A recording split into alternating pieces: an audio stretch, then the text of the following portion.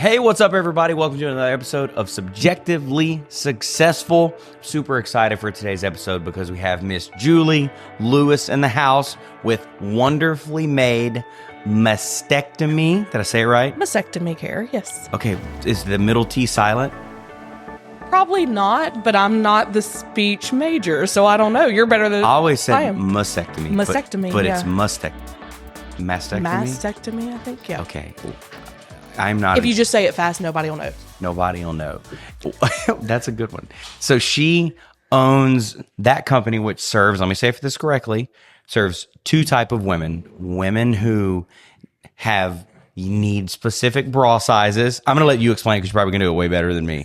And women who have overcome, had a mastectomy because of breast cancer. Yes. Okay. So tell me a little bit about who you are, name of your company, and I cannot wait to hear just how you got into this. Okay, so Wonderfully Made Mastectomy, I don't know. Now we're going to think about that. Now we're going to think about it the whole time episode. We're sitting here. And Intimate Apparel. So what that means is all women, you said two types of women. I'm not sure if there's two types of women, but anyway, beyond that, yes, you're right. So we have a whole retail customer. That's a regular, any lady that comes in that needs a bra. Yeah. And then the other side of that is any lady that has had some form of breast surgery. That covers a lot of things. Mastectomy is in the name because my mom was the breast cancer survivor, and we deal with a lot of breast cancer, but that also rolls over into any form of breast or chest surgery. We've helped ladies who have had open heart surgeries, for instance. So I would have never even. So it runs the gamut. If you're a woman and you need a bra, we've got you. From the whole range. But a lot of it is, health directed, but a lot of it's not as well. Yeah. So. But what an interesting industry to be in. I'm an attempt to, okay. You told me when I was being so serious the first time we talked, you were like, you can relax. It's boobs. It's boobs. I'm like, okay, but I'm trying. Everyone has them, and men actually have breast cancer too. Yeah. I have not had any male bras. Breast cancer patients. Okay. There are binders and there are other things for that I've heard of. I've never seen that or fit anybody for that, but I don't want to be exclusive in that range because it does happen. No. But we're here for the ladies, and it's a girls' party most days, although I do have a few male patients in the other side, in a compression garment side. But anyway. Yeah. Tell me about, so I want to know, how did you get into this business? Now we know why you got into it, and you've told me about this, is that, you've seen how breast cancer affects people that you love and care about. Yes. So my mom is the breast cancer survivor. Yeah. A lot of ladies come in and be like, have you had breast cancer? And I have not. My mom is a breast cancer survivor, a mastectomy survivor. But we deal with ladies who are in the middle of their treatment. Sometimes they are smack in the middle of chemo, radiation. Sometimes they are 2 days out of surgery and they still have drains going on. So with that being said, we do that. I got into this because of her, because of a legitimate need that we had right then. Yeah. We all know everything was shut down after COVID. We were just talking about that briefly before we turned everything on. And so with the disappearance of one boutique that we had here locally, I came in to kind of fill that need. It also filled a need in my own personal life after the loss of a special kid that we had a really great relationship with. And so it was a bit of healing on my part, and feeling the need for the community that we have here for ladies, because not only do we do all of the mastectomy stuff, the retail market is really good as well, because if you are a woman and you are a triple D to G size up, then that's hard to find. But we have it. Something I've never searched for. But nor should you, probably. No, I should. Unless you're doing my marketing stuff. But anyway. And that's so people may not know this. So we started, the reason that we know each other is because you reached out to me, is there was some confusion, and man, I'm growing this business because I legitimately want to help women, right? But the way that I market to someone who is being fitted versus someone who has gone through a traumatic life experience feels completely different. Right. And I mean, it is. It is different. You're literally saying, hey, let me fit you because you have a unique size breast versus you may have gone through something tragic and you don't have your breasts anymore. And so you call me and you're like, I feel like people are confused about what we offer. And that's how we started our conversation. So I became support/consultant. How do we marry the two? How do we let people know we're here? Do I go more retail? Do I go more healthcare? So I decided to talk to somebody that might know better than me. Well, thank you for that. Definitely knows better than me. Not might. Definitely knows better than me. Well, it's okay. You know way more about. I've got the fitting side. You handle the marketing side. And so one of the things I want to talk about with you is that a lot of business owners, they don't know how powerful it is to meet people right where their problems and emotions are most prevalent, most heightened. So a lot of people would say we have, the best bras and the best fitting process and the best this and the best that. I want to talk about the emotions that these women are experiencing and how they perceive that as a problem and how to position you as a solution to that problem. Okay. I hope I know where we're going with this. I think we do. Yeah. We've talked about it some. So, in a retail customer, they can come in. We prefer to measure them and then explain what the correct bra fitting would look like for them, even when they're a large bust size. Yeah. Sometimes that includes us helping adjust straps, adjust the band, make sure it's right, make sure underwire is placed correctly. If it's not, that's all fine and dandy. So we can be as hands-on or as hands-off as they want us to be. You have to read the room. Yeah. Or the dressing room. Yeah. But it's a little different because we have to be very hands-on with our healthcare and our breast cancer ladies. I have literally had to grab a second set of hands from one of my other girls to be able to get a bra on a lady to not physically hurt her because she's 2 or 3 days out of surgery and she is bandaged up. She has drains coming out and I'm just like, but we do it and we get her in what she needs to be in. But it's a very emotional process. I was about to say, how do you handle the emotions of that? That's got to be a gift. Sometimes they are just like help and they don't care because if you've run the gamut with breast cancer or any form of cancer, you are used to healthcare professionals being all up in your business and doing what they need to do, just fix it. So a lot of them do have that attitude. It usually comes months and sometimes even years later that they're a little bit more emotional. I had a patient very recently this week that walked in and was very teary-eyed. And she said, I don't know why this has been kind of emotional for me to even come here. Yeah. And so after we got into it, I told her, I said, I'm a sympathetic crier, so we'll both be grabbing the tissue. We're both crying. They're right there. But neither one of us ended up doing it. It ended up being a great experience. And there was more than she goes, I thought I was coming for like one bra and you were just putting the correct size on me. She said, I didn't know I had options. I didn't know I had options in prosthetics. I didn't know all these things. So it was positive and it kind of diverted the emotions for a minute. So here's the lesson learned to start this next little rabbit trail we'll go on off is that she thought she was coming for a bra, but what she was really coming for is understanding and emotional support. And education. And right. Yeah, so all of those you would things. think you're selling bras, right? No, but you're selling a safe place, emotional support, and education. So look on the other side. If let's go back to the retail customer. The retail customer. Yeah. How would you tell me, because I want to be able to coach you, how would you explain or convince someone to come to your shop? What would be like your sales pitch? Act like I'm the lady. Explain, like, Why should I come to your shop instead of Victoria's Secret or something like that? So number one, you're going to get a personalized experience. You're going to get someone who's trained in doing this. I'm not going to say that other people aren't trained, but we have a lot of lines of bras from all over the world, if I'm going to be honest. Right. And they all pretty much size the same way. When you go into some of the bigger box stores, look, I'm a bigger girl. I've shopped at Torrid. I've shopped at Lane Bryant. They all have their way of sizing you. And I'm not dissing any part of their bras. I've owned a few of them before I had this business. And so the difference is you come in and you get a personalized experience, but you do get some continuity between brands, and you probably get a little bit more offering depending on the type. You don't realize how many types of bras there are. Oh, wait. Okay. I'm going to help you help so many more women and make so much more money. Okay. I'm all ears. Let's go back to the beginning. Okay.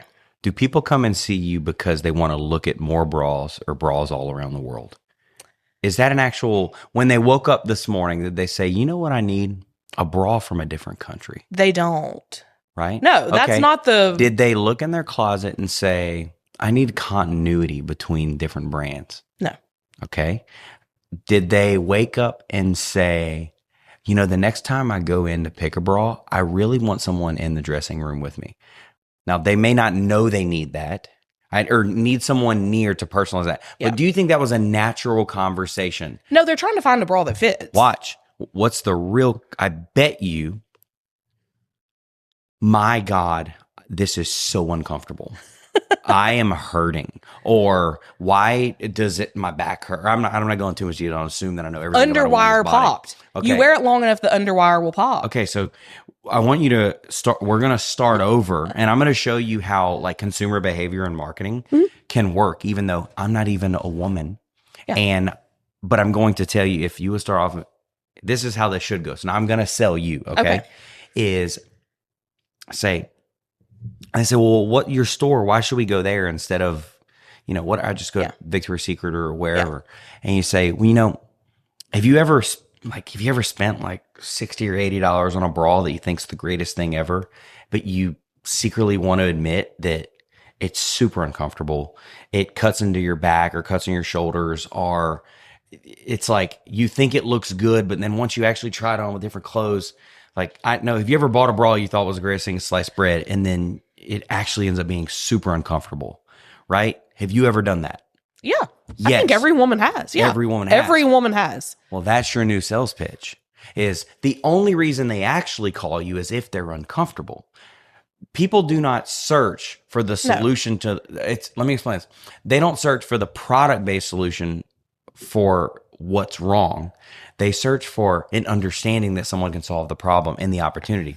So I always use a mattress experience. Great. It's one of my favorite ones to use is if you're searching for a mattress and you're reading and listening and you click on a video and they say, you know, we've been selling mattresses in this area for 35 years. This particular brand has the best ingredients. It's made in the United States. You're already tuned out.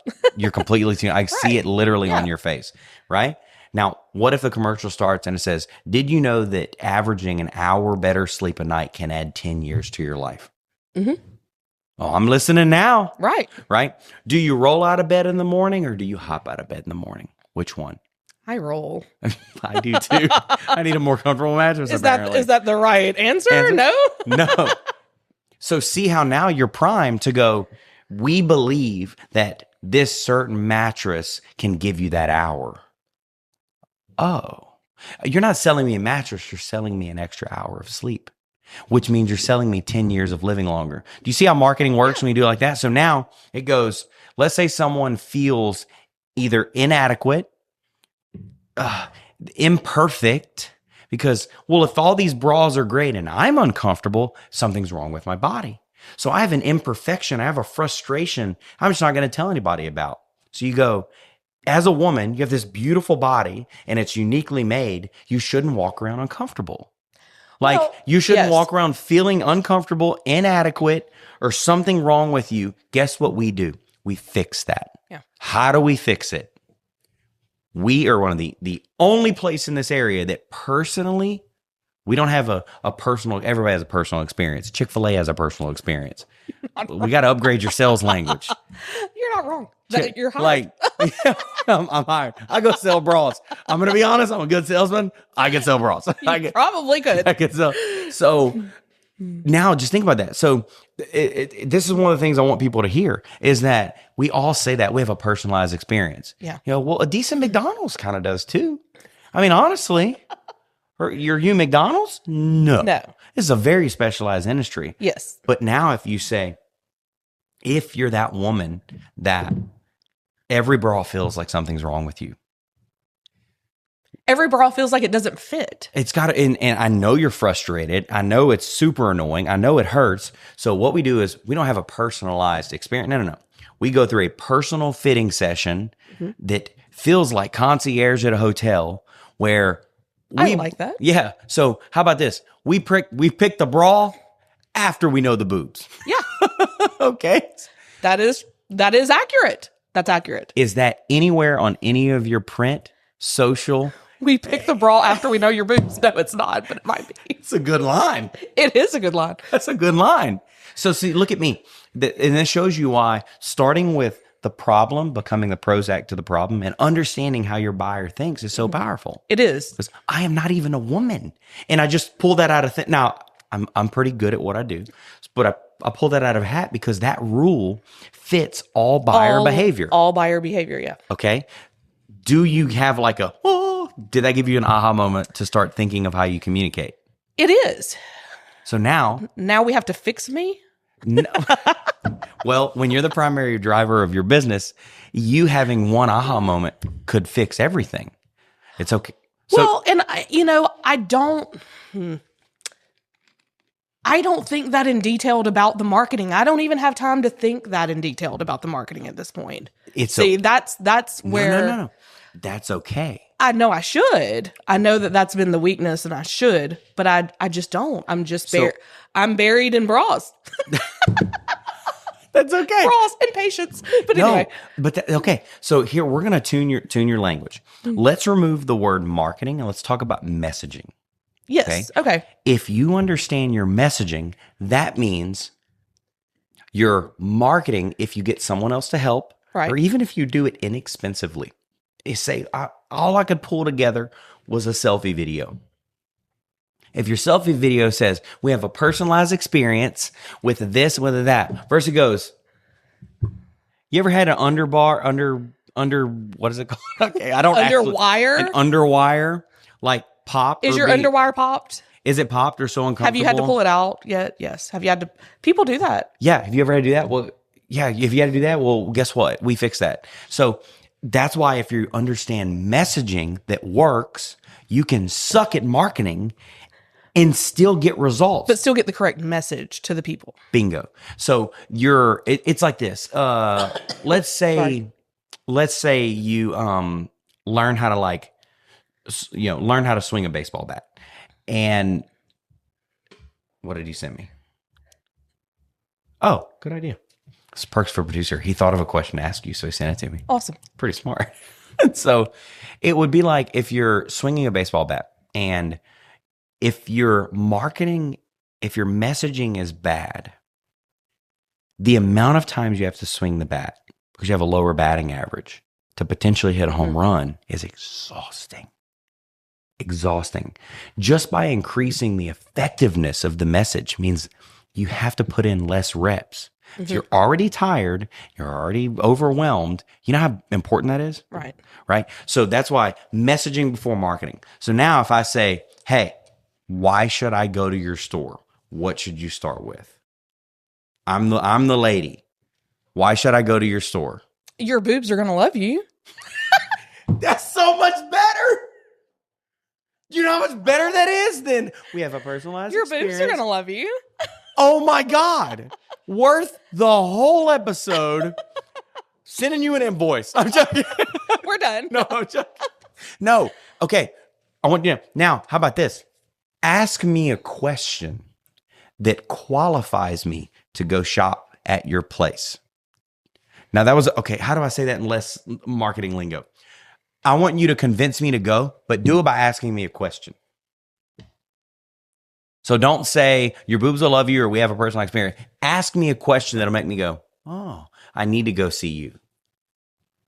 How satisfied was your wife in her nursing bra? Was she comfortable? Did she wear one? She did, and she kind of hated it. Oh, you're doing it because I'm a dude. Act like I'm a woman. Oh, I'm a woman. Well, I was trying to think of what would come best, for you, and you're like, can I give you an example? Sure. By the way, that was a genius question. Like for me being a guy. Here's an example for me. Okay, you ready? Yes. Okay. I've heard you say that you don't have time or energy for marketing. Marketing's super overwhelming, right? Yes, it is. Okay. For me. If I had a framework, like just a framework that most people with only maybe an hour or two a week usually start to see like 3 to 5 time increase on the sales they get from their digital side. Give me a rubric. Do you think that you would give me parameters? Absolutely. You would. Okay. So do you see what just happened? Yeah. Yeah. Yes. Yes. Yes. I'll do that. Give me a rubric. I can do that. Did I sell you anything? No. Right. So I want you to start thinking imagine anytime a woman is researching, talking to someone else, looking online, viewing your content, that it's almost like if they were asking themselves a question or they were saying, I'm so. Do you want to be more comfortable every day? Yes. I mean, do you? And just go say that every day forever. You deserve to be more comfortable. Do you want to be more comfortable? Do you feel like your bra fits? Yes. Most women think it does. I will say that. Keep asking. Most women think it does. Keep asking. And then, do you want to get rid of boob loaf? Do you even know what that is? I don't know if I should. It's when the sports bra makes it look like you have uniboob. It's called uniboob too. It's all, sports bras are great for that. Interesting. I call it uniboob. Women know this. Uniboob or boob loaf. But anyway, so do you want to get rid of it? Yeah. Okay. If I go to your social, is there a post? There's not. I guarantee you there's not. I know there's not. You need to go sit down and be like, this bra is great. Getting rid of the uniboob. The uniboob. Like, that's a great content piece. It really is. And even on your website. So here's what I want you to work on. This is a good framework. Is if you were to start with whatever you're doing, Julie, if we were to start with, and now this works with either industry, right? So you think if someone, I'll get back to the framework. Let's go to the mastectomy side. Okay. What's the real problem? They want to look normal in clothes. They want to look normal. They want to feel normal. They want to feel like they look normal in clothes. Yeah. Because I will never, this is something I'll never experience. I'm male. I'll never experience this. It's got to be extreme, like so traumatizing. It is for a lot. It's either all or nothing. I have seemingly discerned from all of these patients that I've seen. Either they really struggle with it or they don't care at all. I've met someone recently that she made a decision. They don't care at all. They literally made a decision. It's like, I can't change this. I'm going to accept me. I'm going to love me. And I'm like, go you. Holy crap. Like sometimes they'll get up and put their prosthetics on in the morning to head out. And sometimes they will head out as flat as your chest is and they don't care. It's okay. That's fine. And that's great. Man, okay. That's when on the healthcare and the mastectomy side, I try to tell, because they're like, you're the expert. What do I do? I'm like, no, this is not about me. Yeah. How do you live your life every day? I am not the salesperson. Tell me how you want to be comfortable. Tell me what you're doing every day. Are you swimming? I had a lady the other day talk about shooting a gun. She can't wait to get out of her treatment to be able to shoot her gun again. She does shooting and stuff. Welcome to Southwest Louisiana. Welcome to Southwest Louisiana. I love that. But I kind of need to know that because that helps me decide what's going to be most comfortable for her in that area of her life. She's not going to wear the same thing doing that, rolling around climbing in a deer stand as she does going to church on Sunday morning. Okay, that's so crazy. Those are different things. And it may be taken for granted that we as women wear different bras to do those things. Typically, that's why the sports industry blew up. The sports bra industry blew up. So it's no different when I see a lady who has experienced cancer or a mastectomy. What do you need in your life? Let me see if I can find a solution to it. Okay. And sometimes it's multiple solutions. Well, so the one thing I want to teach people is, I'll do that. The one thing I want to teach people, and I'll go back to, he has like a cheat sheet. Why don't I have a cheat sheet? don't forget the framework. I do have a cheat sheet. This is a coaching moment. What happens if you get into something that is highly specialized, right? Really small customer segment. Okay. Now, your customer segment for women who need like specialized fittings is probably larger than they want to admit. It probably feels small. Like it feels like a specialized segment because the industry has made it feel like that, right? Is, one size fits all. It seems like the marketing is, for me, I'm being a male. It seems like the marketing is based around more big box brands or simple and comfortable, and then high-end brands are sexy. But I feel like you're saying a woman's body, there's a much wider range involved between comfort and cheap and sexy. It feels like there should be more options. There are. There are. There are. I don't research this. There's a lot of options. Okay, so here's what you. So yeah, you're right. Like, where is the middle? Where's the middle or the other? Because most people fall in the middle every day.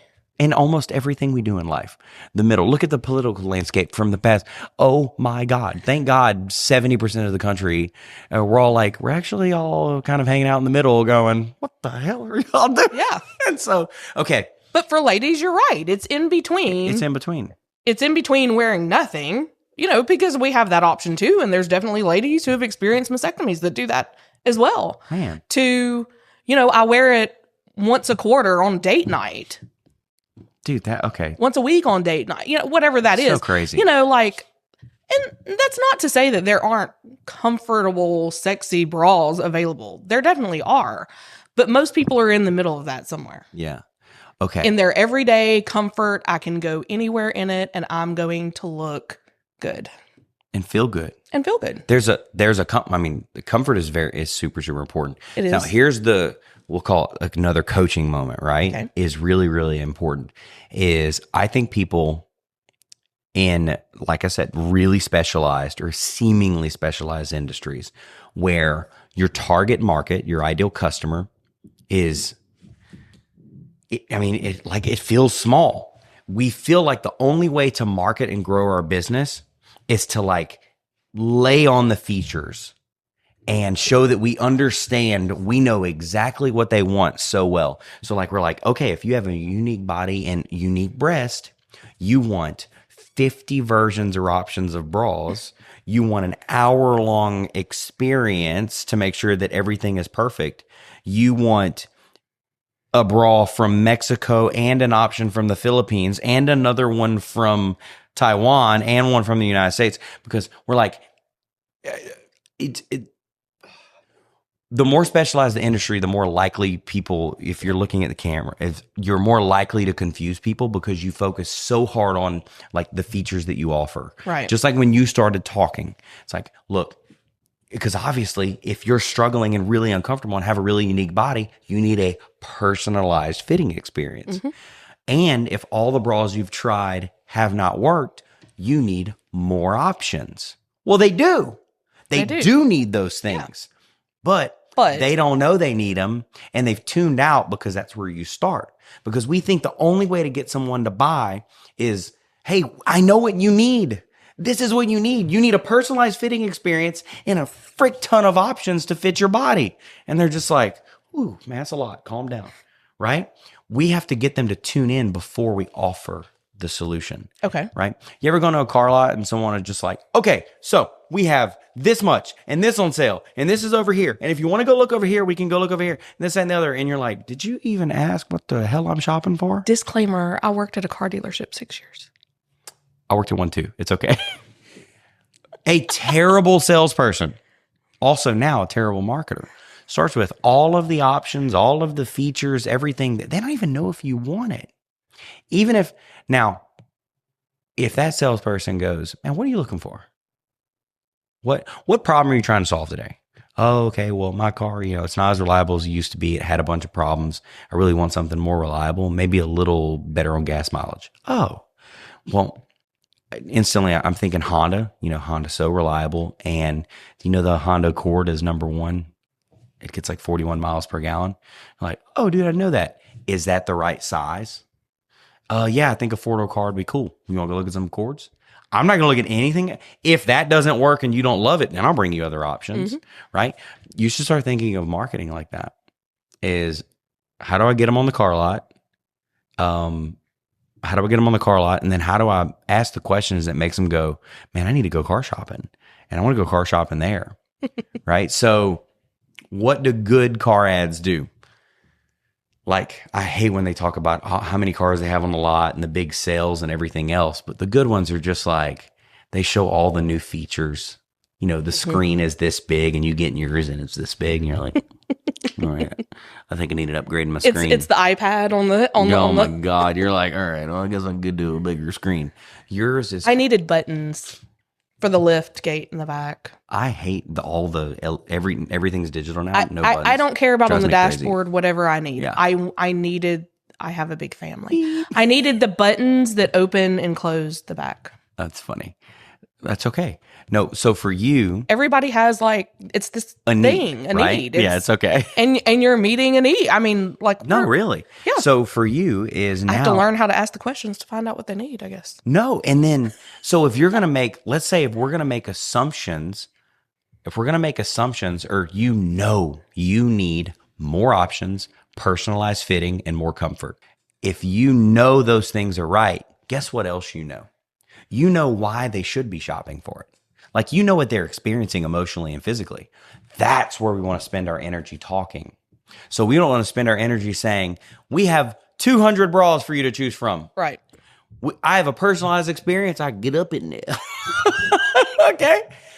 That is a huge benefit to your service. Why? Let's start with, we're going to aggravate and agitate. This is where we end this episode, because if I could spend 2 hours on this and it only needs to be 2 minutes. Okay. Aggravate and agitate. It's a huge marketing secret. If you say, hey, if you're getting uncomfortable right here, you're feeling this bra that we sell, we love selling it to women because we hear that all the time. This manufacturer fixed that. So if you're struggling with that, call us and come get a fitting and see if it fits you.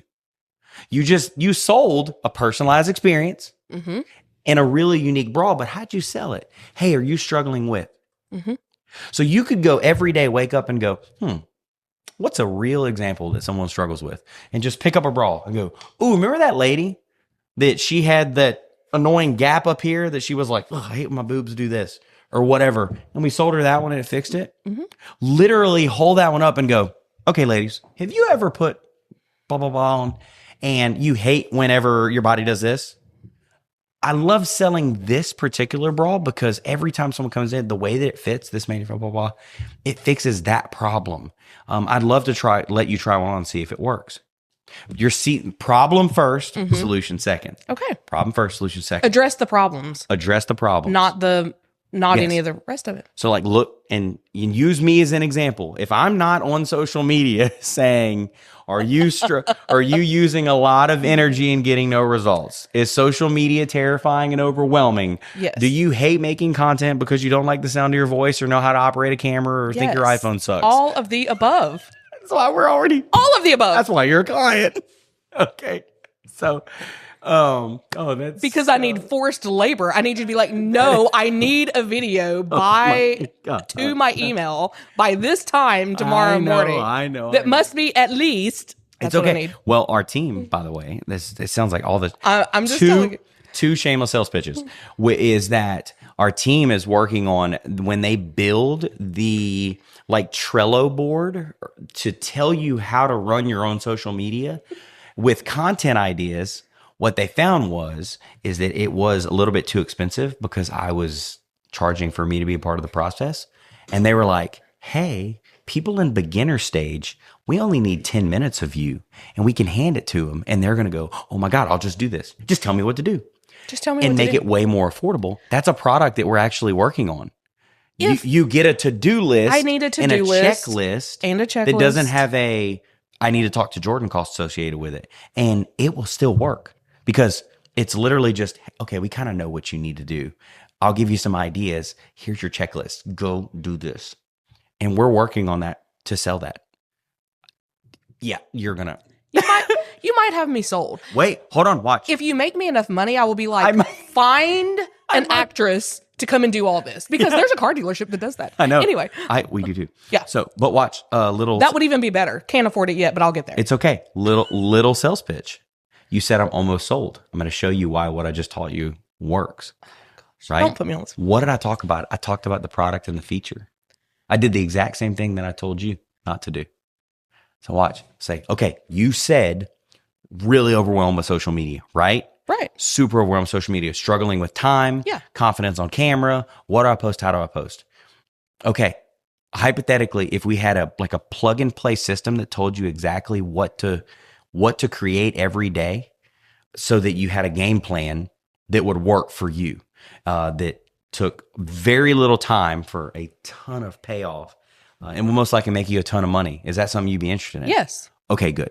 I'm already interested. Okay, yeah. So now I would say I called you a long time ago to give it to me. Where is it and how much? We're working. How much? Where do I write the check? Okay. Sorry. Guys, that's what you want to hear from people. Send it to me. Where do I write the check? Where do I write the check? If I could put a wig on you and make you try on bras, it would even be better. That's the only thing that I would sell a ton. I would be a millionaire. I would. Put a wig. I could go. No, a good wig person. But anyway. That would be good social content for us. I have all the thoughts in my head. Ooh. They're usually there, while I'm getting dressed. It's okay. Laying down at night, and nobody's grabbing their phone or writing that down. It's okay. I'm going to give you a mindset shift. So you were focusing on the right things: women and growing a sustainable business. Marketing, it's okay that it comes third. Okay. You've been focusing on the right things. You're a business owner that loves helping women, not a marketer. So it's my job to give you the tools, right? Mm-hmm. Okay. I don't think you're going to give me a new iPhone, but. Okay. Madam, this was a really, really great episode. Look into that camera right there and tell people how to find you and who you can't wait to serve.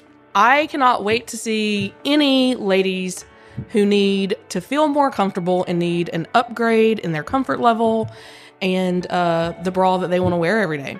And we are Wonderfully Made Intimate Apparel and Mastectomy Care, or Mastectomy Care and Intimate Apparel. We keep going back and forth with that. But we're at 617 West Prion Lake Road here in Lake Charles, Louisiana, sort of right across from Pit Grill, next to MB Ridge. Thank you. There you go. Go see her. Julie, thank you so much for letting me do this. This is amazing. Thank you for your time. Have a blessed rest of the day. You as well. And cannot wait for more women to go see you. I'm excited. Okay. Can't wait. Awesome. We're gonna take care of them. Thank you so much for listening to another episode. Make sure to take a moment to rate the show, leave a comment, and share with someone you care about. For more ways to connect with Jordan and his team, visit jsellers.co.